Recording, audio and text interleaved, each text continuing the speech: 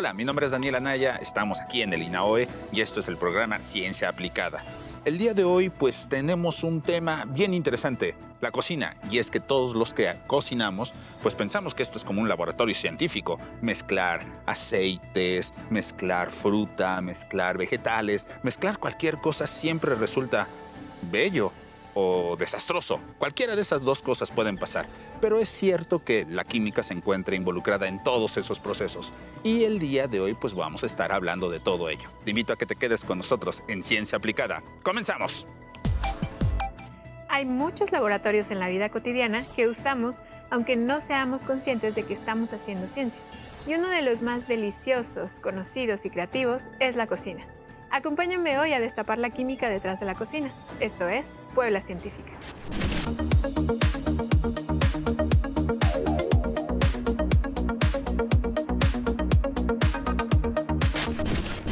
Los ajos, la cebolla, el brócoli y la coliflor se caracterizan por ser muy olorosos, pero además su olor se debe al mismo mecanismo.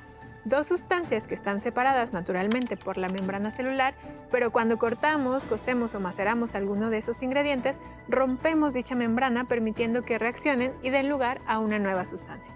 Por ejemplo, en el ajo encontramos aligina en muy baja concentración, el 0.24%, y es una molécula que no huele, pero en cuanto entra en contacto con la enzima alinasa se produce alicina, la principal causante del olor característico a ajo. La alicina es un tiol, un conjunto de compuestos muy olorosos, dentro de los cuales también se encuentra la sustancia lacrimógena que produce la cebolla cuando rompemos la membrana celular de dos sustancias que reaccionan químicamente. Solo que la molécula liberada por la cebolla es muy reactiva y muy soluble en agua, así que se disuelve en una película acuosa que tenemos en los ojos mientras la cortamos, irritándolos y haciendo que lloremos, o sea, cuando rompemos la membrana celular y producimos una reacción química.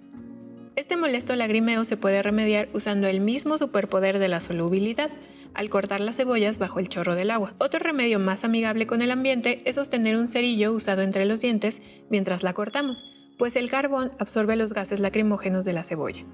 También puedes enfriar las cebollas antes de cortarlas. Esto hace que las sustancias que nos irritan los ojos no sean tan volátiles. Estos tioles son en general compuestos muy olorosos. El olfato de una persona sin algún entrenamiento especial puede detectar una sola de estas partículas en 3 millones de partículas de aire.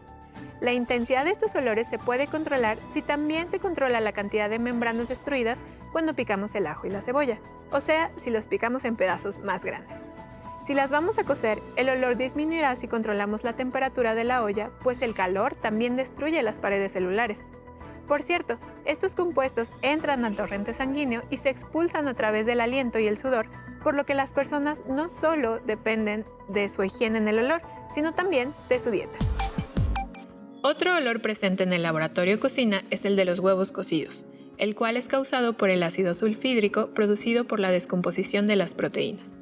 En este caso, la albúmina, principal componente de la clara, produce el gas que es muy soluble en agua, por lo que mientras cocemos el huevo en ella casi no es percibido.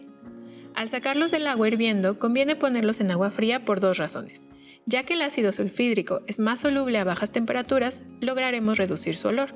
Además, evitamos que se forme esa capa verdosa sobre la yema del huevo, que es producida por el hierro que contiene esta al descomponer el ácido, formando el sulfuro verdoso que para muchas personas resulta desagradable. El aroma de nuestras comidas no solo se detecta por nuestras fosas nasales, sino que también lo percibimos cuando masticamos y deglutimos, pues el paladar tiene tejido olfatorio en la parte posterior. Además, para mejorar el sabor de nuestros alimentos, usamos aditivos como especias, azúcar y sal. De hecho, los principales componentes alimenticios como proteínas, carbohidratos y grasas tienen poco sabor. Son las impurezas, en gran medida, las que suministran el sabor a los alimentos. Algunas comidas adquieren buen sabor naturalmente en su maduración, como las frutas y verduras. Otros a través de las reacciones químicas producidas por el calor y algunos más por la adición de especias que suelen tener fama de conservadores naturales. En realidad, las especias no son un conservador químico, pero algunas sí tienen sustancias antibacterianas. Los terpenos, por ejemplo, que se obtienen de la nuez moscada, pimientos, canela, laurel o tomillo. También algunos aceites de las especias tienen propiedades que inhiben la proliferación de hongos y bacterias. Tal es el caso del cardamomo, cilantro, comino, ajonjolí, anís o mostaza. Sin embargo, estos aditivos se agregan en tan pocas cantidades que su acción antibacteriana puede ser no relevante. Hablando de remedios fáciles químicamente comprobados, vámonos directo a uno de los platillos favoritos por excelencia, la pasta. ¿Por qué se pega? ¿Y cómo podemos evitarlo? Al cocerse, las harinas de la pasta se convierten en almidones, en una reacción que seguro has observado cuando estás haciendo engrudo para piñatas. A partir de los 55 grados Celsius, los puentes de hidrógeno se rompen y la pasta aumenta muchísimo su capacidad de absorber el agua. Así que para evitarlo, habrá que disminuir el tiempo en el que estén en agua para lograr que el almidón se diluya antes de que se pegue a la pasta de forma simple, añadiéndola una vez que el agua esté hirviendo y no antes. O agregar un poco de aceite al agua. El almidón formado se disolverá en el aceite y ya no se pegará a la pasta, pues el agua creará una barrera entre esta y el aceite. No podríamos hablar de la comida sin mencionar el cafecito para hacer la sobremesa. Y al hablar de café, indudablemente nos encontramos con su origen incierto. Las bayas de café crecen naturalmente en lo que hoy es Etiopía, por lo que es probable que ahí se encuentre el inicio del café como bebida. Actualmente, 1/3 de la población en todo el mundo consume café más que cualquier otra bebida, y eso se debe a su efecto estimulante. El aroma y color característicos de los granos de café se deben a su tostado, el cual aumenta su volumen de 30 al 100% en un mecanismo que podemos ver también en los granos de maíz palomero. Este grano contiene en su interior una cámara llena de celulosa que explota cuando la presión en el interior es muy grande, debido al aumento de presión cuando ponemos los maíces al fuego en una olla. Solo que en el café es un poco menos vistoso, pues en su interior, en lugar de celulosa, es CO2 lo que explota. Con el tostado, además, se forman azúcares que se deshidratan y otras sustancias de gran masa molecular mayormente solubles en agua. Pero el café recién tostado perderá su frescura a los 4 días de exposición al aire y a los 15 adquiere sabor rancio si no se almacena herméticamente. Contrario a la creencia popular, este sabor no se debe a la oxidación de sus aceites, sino a la de sus componentes volátiles, es decir, los que percibimos en su aroma. La química y en general la ciencia comparten muchas características con la cocina. Forman parte de una realidad cotidiana en donde se necesita intuición, imaginación y creatividad para llevarlas a cabo, y se apoyan en el trabajo y los descubrimientos de las y los que estuvieron antes de nosotros, solo que en la cocina, parafraseando a Newton, mayormente estamos sobre hombros de gigantes. Síganos a través de nuestras redes sociales y quédense con nosotros, que hoy Ciencia Aplicada se sirve en varios tiempos.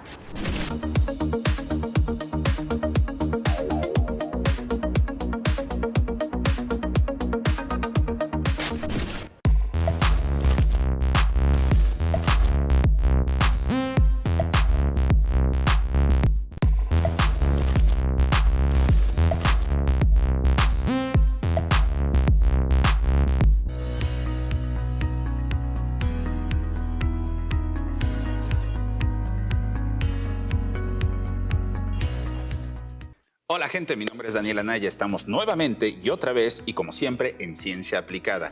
El día de hoy tenemos un tema sumamente interesante y un invitado que no manchen, estuvimos platicando sobre obviamente Star Wars. Antes de que ustedes empezaran a escuchar todo esto, él es Rafael Izazaga, pero antes de entrar con él, pues el tema tiene que ver con la cocina. Y es que yo creo que la cocina es un laboratorio en donde tú puedes crear, experimentar y hacer un montón de cosas, y que toda la gente, chavitos, jóvenes, adultos, pues deberíamos aprender a cocinar porque está bien interesante hacer mezclas. Luego, quién sabe si te comas el resultado, pero bueno, antes de continuar, pues bueno, le voy a preguntar a Rafa cómo se encuentra el día de hoy. ¿Cómo te encuentras? Todo perfecto, liberándonos de la pandemia, pero ahí estamos, trabajando. No, me da mucho gusto y bueno, estoy bien contento porque en este caso tú estudias óptica, ¿no? Soy doctor en óptica, trabajo aquí en un taller de óptica, fabricamos componentes ópticas. Entonces tienes todo un laboratorio aquí súper loco. Perfecto, sí. Cuéntanos qué hacen en ese laboratorio. Ahorita en los últimos años, 7 años, hemos hecho proyectos de instrumentación astronómica. Hacemos instrumentos ópticos que están colocados en los telescopios astronómicos de alta gama. Hablamos de Gran Telescopio Canarias, New Technology Telescope en Chile. También hemos hecho piezas para el Wilhelm Herschel también en Canarias. ¿Sí? Diferentes cosas hacemos. Oye, esto de la óptica, luego como que dentro del estudio de la física, como que no se le pone tanta atención, ¿sabes? Siempre nos quedamos con el espacio, gracias a Carl Sagan, ¿no? Cosmos, toda esta idea. pero en óptica, ¿qué es lo que más podemos descubrir a través de la óptica en sus diferentes ramas? La óptica estudia infinidad de ramas. Digamos, lo que está tomando auge ahorita y está pegando muy duro es la tecnología biomédica. Óptica está de lleno ahí. Obviamente el láser como instrumento se ocupa en diferentes aplicaciones y diferentes tipos de láseres existen también. Entonces, en todos estos proyectos y toda esta investigación, siempre va la óptica por ahí de la mano ayudando a las demás ramas de la ciencia. Y recordemos que para que todas las ciencias, digamos, evolucionen, tienen que ser al mismo tiempo, no solamente una tiene que evolucionar.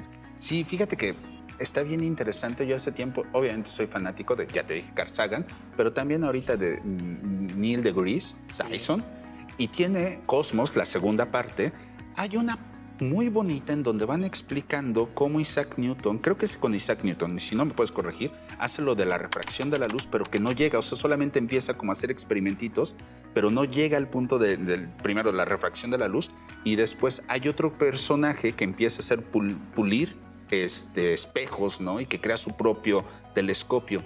Ver las cosas con telescopios, ver las cosas con todos estos instrumentos o juguetotes, ¿no?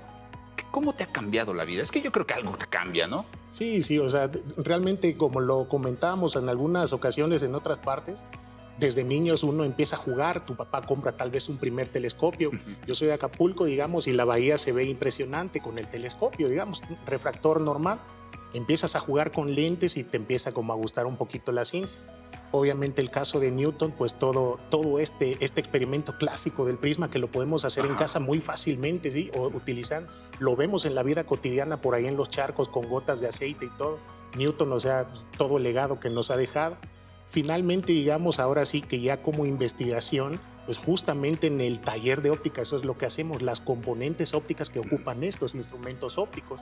Y obviamente un telescopio ayuda mucho a un astrónomo para lograr también los objetivos de su investigación específica. Wow, fíjate que ahorita el INAOE primero tiene aquí la cámara Schmidt, pero también en la Sierra hay otro gran telescopio. Sí. ¿Cómo participas de este tipo de telescopios o qué es lo que hacen para...? Porque la verdad uno tiene la idea del telescopio de Galileo, ¿no? Donde nada más le pones así y ya estás viendo a través de espejitos, pero yo entiendo que ya no funciona así, que ya cambió o no sé cómo funciona. Sí, cambió. Digamos que nosotros no estamos en esa parte de observación astronómica, pero sí fabricamos las componentes. El telescopio de Cananea que tenemos nosotros y que maneja el instituto, un telescopio de 2.1 metros de diámetro. Ese es el diámetro de su espejo primario. Wow. Ese espejo se pulió justamente aquí en este taller del que estamos hablando. ¿Sí? Entonces las componentes se fabricaron aquí, se montó el espejo, se formó el Observatorio Astrofísico Guillermo Haro y así es como los investigadores, digamos, empezaron a hacer investigación en astrofísica justamente aquí en México con el uso de este telescopio. Todo fabricado en México. Todavía existen las máquinas y todo lo que se inventó ahí. No manches, qué interesante. Oye, ya, en tu vida cotidiana, aquí dentro del taller, ¿cómo te la pasas? O sea, es que yo creo, como te decía hace rato, pues yo creo que la ciencia es difícil, pero muy entretenida, muy divertida. Entonces, cuéntame, ¿cómo pasa ahí dentro del laboratorio? No, nos pasa de todo. Trabajamos con equipo muy caro, trabajamos con vidrios especiales para estos instrumentos. Entonces es una área de aprendizaje pues, que prácticamente nunca termina. O sea, nos divertimos nosotros puliendo este tipo de superficies, alcanzando precisiones altas en estas superficies, obviamente para que los instrumentos que llevan estas componentes sean de alta precisión y de alta gama. ¡Wow! Fíjate que tenemos, yo creo, un problema fuerte en el mundo y en el país, básicamente porque hemos tenido una distancia con la ciencia. Luego esta distancia, no quiero buscar responsables, más bien quiero como participar y con ello te invito, pues no sé, a toda la gente que nos está viendo que le puedas decir cómo acercarse pues a esto de la ciencia, porque luego suena que es aburrido, como que no le entiendo nada, pero en verdad cuando ya estás metido, no sé, hace rato que nos invitaste a tu taller, es como de ¡wow! ¡Qué buenos juguetes! ¡Vamos a correr! ¿Sí? Entonces, ¿qué le podrías decir a todo nuestro público para que, pues bueno, se acerque a la ciencia en general, a la óptica en particular? Sí, básicamente hay muchas fuentes de información en internet, pueden encontrar infinidad de información, pero visítennos, o sea, estamos aquí en Puebla, estamos aquí en Tonantzintla, muy cerca, nada más esperen a que ceda la pandemia y vengan a visitarnos porque tenemos muchas cosas que mostrar y muchas cosas que abrirán las mentes de, pues, ahora sí que desde los niños hasta los grandes. Wow, te agradezco mucho por esta entrevista y pues Ciencia Aplicada deja las puertas abiertas. Cuando quieras venir, echamos el chisme y ahí sí vamos a platicar totalmente de Star Wars. Claro, muchas gracias. Nosotros continuamos con nuestra siguiente cápsula. ¡Ea!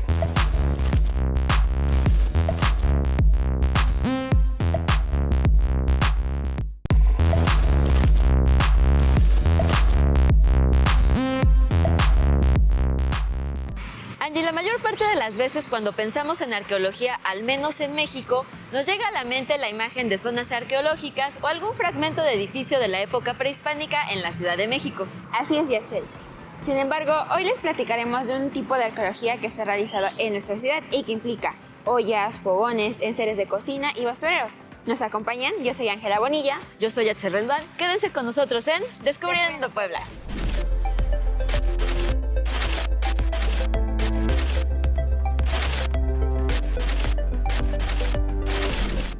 Yatzel, pensando que esta ciudad fue un experimento social y territorial en la colonia y de la que se cuenta que no había asentamientos prehispánicos al momento de su primera fundación, que sucedió el 16 de abril de 1531, sería casi lógico pensar en hacer arqueología en ella. No obstante, hay un grupo de arqueólogos que sí lo ha hecho y hoy les platicaremos de las investigaciones de la doctora Citlali Reynoso Ramos, profesora investigadora de la UAP.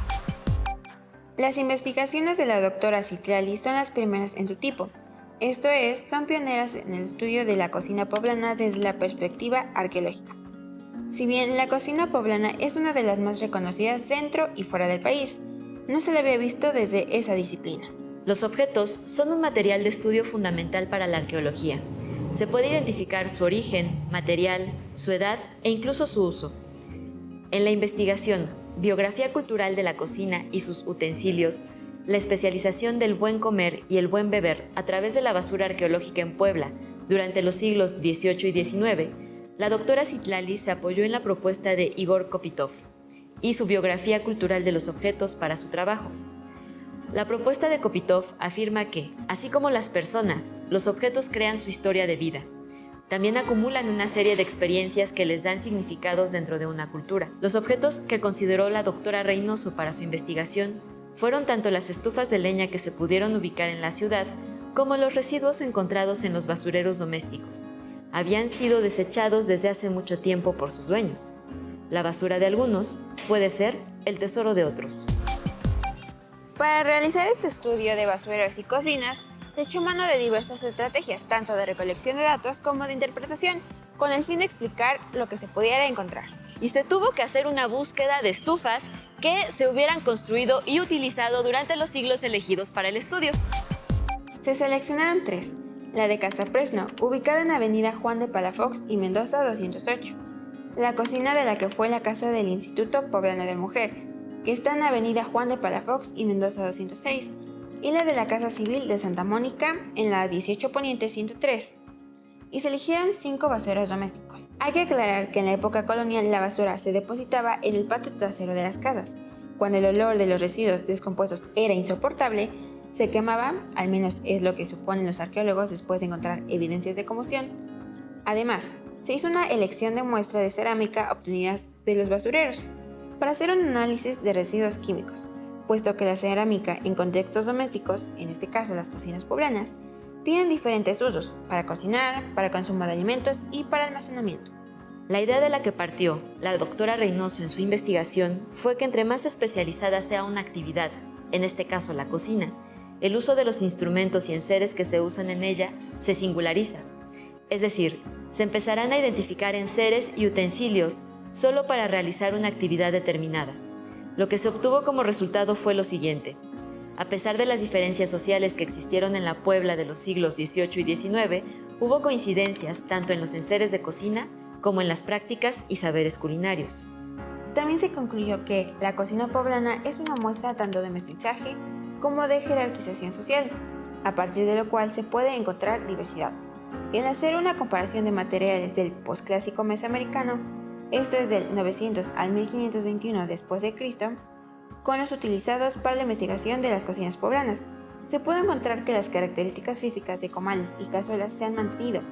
No obstante, a partir del análisis químico se ha podido observar que su uso se ha modificado en diferentes épocas. La cazuela, además de ser utilizada para moles y pipianes, también se usó para la elaboración de dulce, el comal para otros alimentos además de la tortilla, y el cántaro, además de contener agua, también servía para una gran variedad de bebidas. Además de la cocina, a la doctora Reynoso le ha interesado la vida cotidiana en la ciudad de Puebla y ha afirmado que el estudio del contexto casero y la vida privada en la arqueología mexicana es relativamente reciente, pues como ya comentábamos, se ha dado más importancia a los centros ceremoniales, espacio público y grupos de élite. Y si tomamos de nuevo la propuesta de la biografía cultural de los objetos, también se puede decir que el análisis de los objetos es el relato de nuestra cotidianidad, y la doctora Reynoso ahonda más en el artículo Arqueología y vida privada, basura, comida, ocio y juego en Puebla colonial e independiente. En la ciudad existen diversos contextos caseros de los periodos virreinal, independiente, industrial y contemporáneo, como las vecindades, que nos permiten conocer la vida privada de los poblanos durante determinada época. Es necesario aclarar que la intención de las investigaciones de la doctora Reynoso no es establecer patrones generales, sino mostrar que la vida privada es tan compleja y vasta que las diferencias entre vecinos pueden ser impresionantes. Para el estudio de vida privada utilizó también muestras de basureros caseros datados entre 1550 y 1600 e incluyó basureros caseros originarios de Cholula.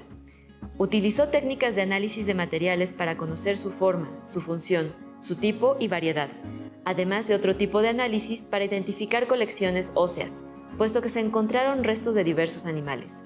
A partir de las muestras encontradas, halló que entre las mascotas más comunes había gatos y perros, además de animales para consumo como los guajolotes y gallinas, criados dentro del contexto casero. En las colecciones de restos óseos animales se pudo identificar también la preferencia de la carne de borrego durante las primeras décadas del periodo colonial, aunque después la preferencia cambia por la carne de cerdo. Para el caso de la comida de todos los días, el tipo de cerámica que se usaba en las casas de la traza española dan cuenta de un consumo individual, esto es, comer con el grupo pero manteniendo el espacio individual, culturalmente impuesto, no como el consumo grupal que se mantuvo en otras áreas, como lo fue Cholula, en donde el hábito de comer en el suelo y la comida en grupo pervivieron por más tiempo. Dice la doctora Reynoso que comer en el piso o comer en la mesa son prácticas que muestran no solo diferencias materiales de consumo de alimentos, también implican formas diferentes de sociabilización y convivencia en el ámbito privado. La comida reafirma lo que somos o queremos ser, desde la selección de sabores, alimentos, preparación, consumo y finalmente desecho. Así, el contenido social, simbólico, económico y la producción material de objetos alrededor de la comida hacen que este tema sea uno de los más fascinantes para el estudio histórico y arqueoantropológico. Gracias por acompañarnos en este recorrido por la arqueología de la cocina y la cotidianidad inspirado por la investigación de la doctora Citlali Reynoso Ramos. Recuerden que pueden escribirnos a concitep.tv@gmail.com. Nos vemos la próxima semana para seguir Descubriendo Puebla.